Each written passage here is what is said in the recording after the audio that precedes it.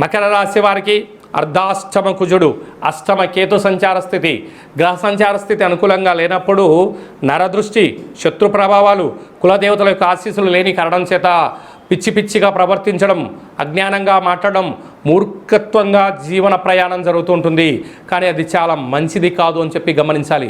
ఒక వ్యక్తి ఎప్పుడు జ్ఞానిగా సత్ప్రవర్తనగా ఉండాలంటే నరదృష్టిని, శత్రు ప్రభావాలు లేనప్పుడే ఆ వ్యక్తి ఆరోగ్యంగా ఆనందంగా ఉంటాడు. కనుక 14వ తారీఖున ఆదివారం రోహిణి నక్షత్రంతో కూడుకున్న అమావాస్య, 15వ తారీఖున సోమవారము మృగశిర నక్షత్రంతో కూడిన అమావాస్య సందర్భంగా మనకు ఒక కొబ్బరికాయకు నల్లటిని అంటే నల్లటి కుంకుమను కానీ లేకుంటే బొగ్గును పిండిగా మార్చి ఆ కొబ్బరికాయకు నల్లటి పూసి ఇంటికి సింహద్వారానికి దిశ పగలగొట్టండి. ఇంటికి ఒక సింహద్వారానికి కుష్మాండాన్ని కట్టండి. అలాగనే ఈ నల్లటి కొబ్బరికాయలో దీపాన్ని వెలిగించి అన్నంలో నల్లటి నువ్వులను వేసి అన్నాన్ని ఉడికించి వీటిని గోమాతకు ఆహారంగా పెట్టండి. సకల నరదృష్టి, శత్రుదృష్టి, ఈతి బాధలు, అజ్ఞానము, మూర్ఖత్వం తొలగిపోతుందని చెప్పి గమనించాలి.